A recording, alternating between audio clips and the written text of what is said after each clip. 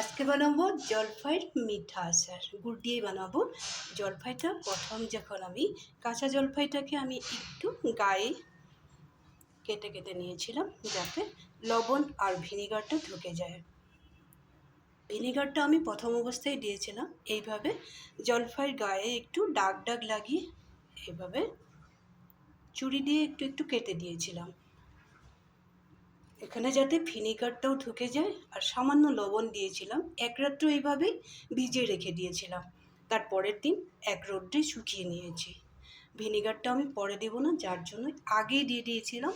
জলপাই আচারটা যাতে অনেক দিন রেখে খাওয়া যায়, এর মধ্যে যাতে ভেঁকুর ধরে না, যার জন্য এইভাবে রেডি করেছিলাম। তোমাদেরকেও বলে দিলাম, তোমরা যখন জলপাইটা শুকাবে তার আগের দিন তো ধুয়ে নিবে। ধুয়ে নেওয়ার সময় তোমরা একটা কাজ করবে, একটু ভিনিগার মেখে বা ভিনিগার একটু সামান্য পরিমাণে আধা কাপের মতো জলপাই দিবে যদি হাফ কেজি জলপাই হয়। আর যদি বেশি হয় পরিমাণটা একটু বাড়িয়ে নেবে। তারপরে ভিনিগারের থেকে উঠিয়ে ভিনিগারের জলটা ফেলে দেবে না, কারণ কম ভিনিগার দিবে যাতে জলটা ফেলে দিতে লাগে না। তারপরে রোদ্রে শুকিয়ে নেবে ভালো করে। যখন শুকিয়ে যাবে লবণ আর ভিনিগারের জলটা ওখানেই ঢুকে যাবে, তখন এমনিও খেতে ভালো লাগে। কিন্তু খেয়ে দেখবে এইভাবে আমি কয়েকটা রেখেও দিয়েছিলাম যাতে ডালের মধ্যে দিয়ে খেতে পারি। আর এটা আমি আচারের জন্য রেডি করে নিয়েছি। তোমাদের বলে দিলাম কথাটা, তোমরাও এইভাবে করবে, অনেক দিন লাস্টিং করবে। আমাদের তো বেশি দিন যায়ই না, মিঠা আচার বানাইলে একদমই কম দিন যায়। এখন একটা তাওয়া বসিয়ে নিলাম। এখানে কোনো তেলের কারবার হবে না। এইখানে দিয়ে দেবো আমি, তাওয়াটা গরম হয়ে গেছে, একটু পান মশলা দিয়ে দিলাম,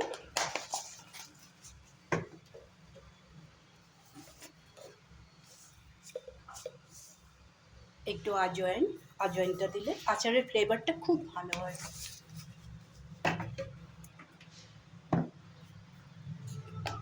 এখানে দিব একটু গোটা মেথি।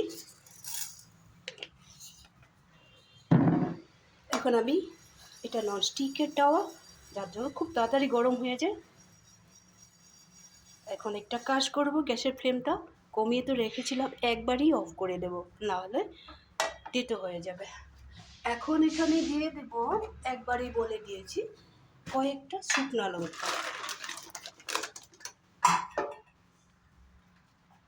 আচারটা একটু ঝাল আরও মিষ্টি হবে। কয়েকটা শুকনো লঙ্কাও এখানে দিয়ে দেবো। তাওয়াটা পুরো গরম আছে, যার জন্য গ্যাসের ফ্লেমটা অফ করে দিলাম। এখন তো জলপাই সিজন, তোমরাও কিন্তু এইভাবে একবার বানাবে। আমি যাই বানাই তোমাদের সাথে শেয়ার করি, কারণ একটু ঝাল লঙ্কার গুঁড়াও দিব, যার জন্য শুকনো লঙ্কাটা একটু কম দিয়েছি।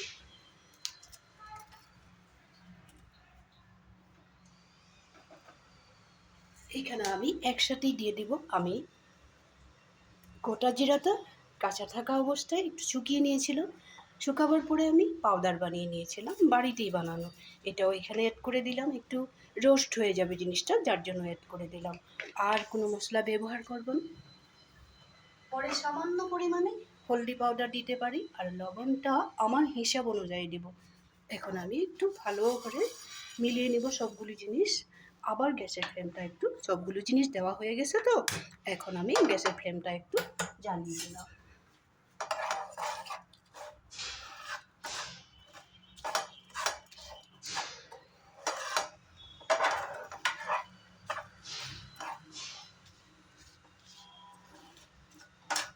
একটু সময় বসিয়ে দিলেই হয়ে যায়, খুব বেশি সময় রোস্ট করবে না। কেন কি বলেছি, একদমই তিতা হয়ে যাবে, যার জন্য বলে দিলাম। এই যে ধোঁয়া বেরিয়ে গেছে, দেখেছো তো, ধোঁয়া বেরিয়ে গেছে। আমি এখন এখানে কি করব, এটা অন্য একটা থালায় নামিয়ে রেখে দেব। গ্যাসের ফ্লেমটা একটু কমিয়ে দিলাম।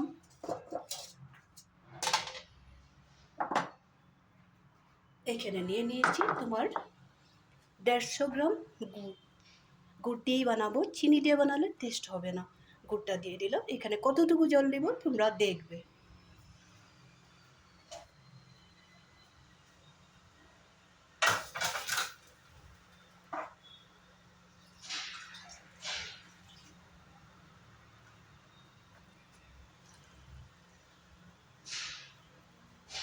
1 কাপ জল দিয়েছি চায়ের কাপে। আর একটু জলের যদি দরকার হয় আমি দিয়ে দেবো, এখনই দেবো।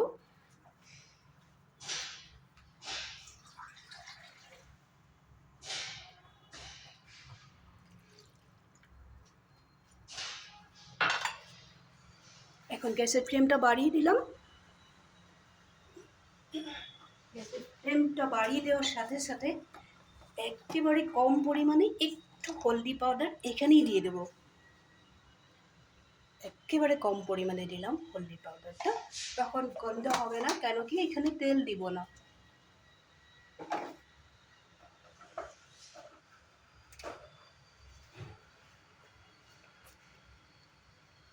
এই গুড়ের জলটার সাথে একটু ঝাল লঙ্কার গুঁড়ো দিয়ে দিলাম।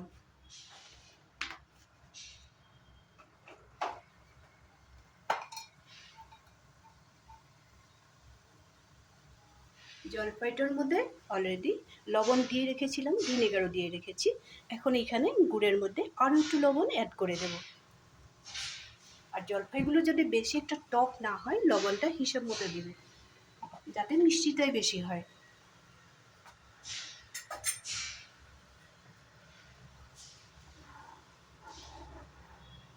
গুড়টা ভালো মতো পাক হতে হতে আমি এই যে গোটা মশলাগুলো ড্রাই করেছিলাম, এই মশলাগুলো একটু পাউডার বানিয়ে নেব।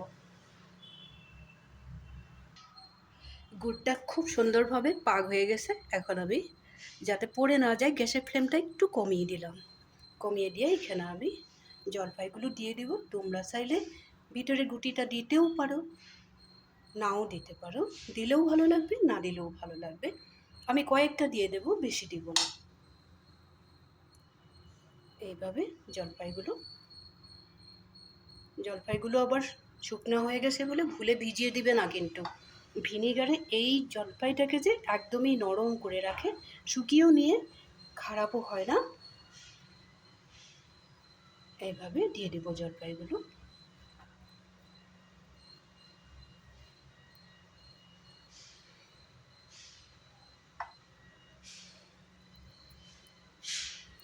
আমি আগের থেকেই গুটিগুলো বের করে রাখতে পারতাম, তাই ভিডিওটাও ছোটো হতো, কিন্তু তোমরা বুঝবে না জিনিসটা, যার জন্য এক একটা স্টেপ দেখিয়ে দিলাম তোমাদেরকে। এইভাবে ভিতরের গুটিগুলো যে বের করে নেবে।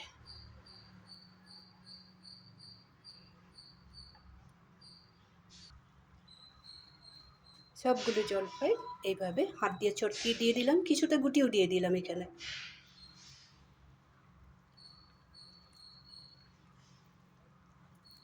গোটা গোটা দিয়ে দিবে না, ভালো মতো এইভাবে খুলে খুলে দেবে।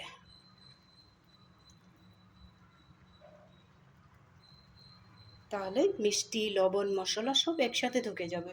এখন এখানে দিয়ে দেবো এই যে আদা বাদা করে মশলাটা রেখেছি। এটা একদম পাউডার বানাবে না কিন্তু, নাহলে ভালো লাগবে না। মশলাটা এখানে দিয়ে দিলাম।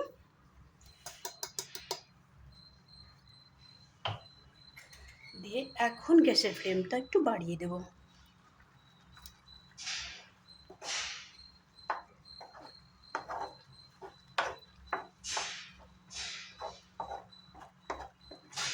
এইভাবে নাড়তে নাড়তে যখন একটু শুকনো শুকনো হয়ে যাবে, একটু আঠালো ভাব হবে, তখনই বুঝবে যে আচারটা হয়ে গেছে।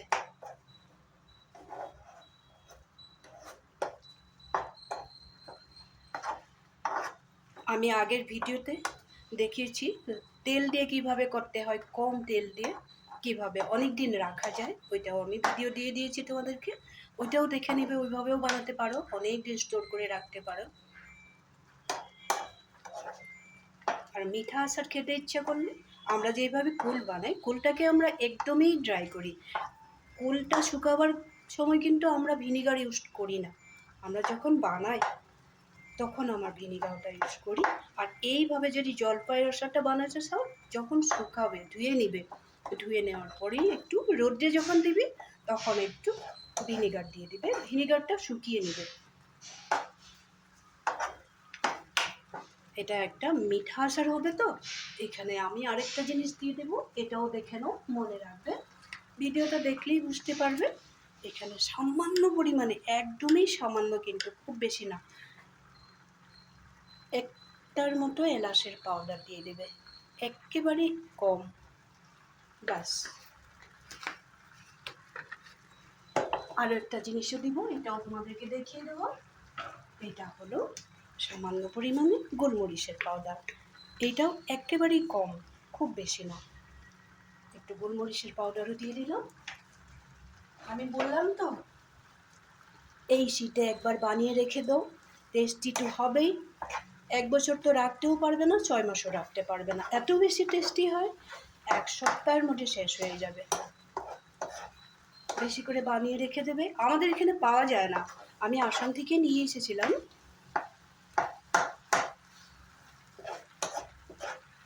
যদিও ব্যাঙ্গালোর পাওয়া যায়, তা আমার চোখে এখনো পড়ে নাই, কারণ আমি ভিডিওর জন্য এই জিনিসগুলো একদমই রেডি রাখি, যেখানেই পাই ওখান থেকেই তুলে নিয়ে আসি।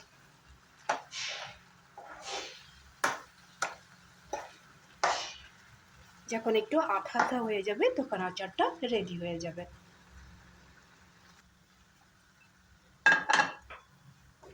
গুড়ে যা জলটা দিয়েছিলাম খুব সুন্দরভাবে শুকিয়ে গেছে, এই জিনিসটা একদম খেয়াল রাখবে।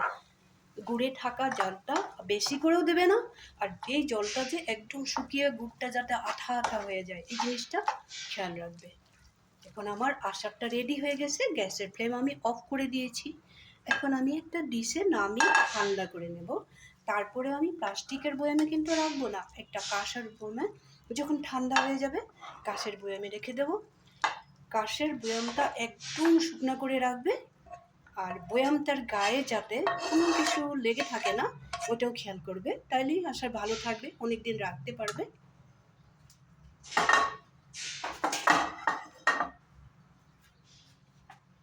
যখন কাঁচের বয়ামে আচারটা ঠান্ডা হলে ঢেলে রাখবে, তখন একটা কাজ করবে, একটা টিস্যুর মধ্যে সামান্য ভিনেগার নিয়ে মুছে নেবে বোতলটা। আজকে যদি জলপাইয়ের এই মিষ্টি আচারটা তোমাদের ভালো লেগে থাকে, নিশ্চয়ই বাড়িতে বানাবো। আমি আশা রাখবো তোমরা বানিয়ে খাবে, আর যদি ভালো লেগে থাকে লাইক শেয়ার করবে, কমেন্ট করতে ভুলবে না। সবসময় আমার সাথে থাকবে, এই ধরনের সহজ রেসিপিগুলো তোমাদের সামনে যাতে আমি নিয়ে আসতে পারি। তোমরাও ভালো থাকবে, আমাকেও ভালো রাখবে, সুস্থ থাকবে। তাহলে আজকের জন্য রাখি।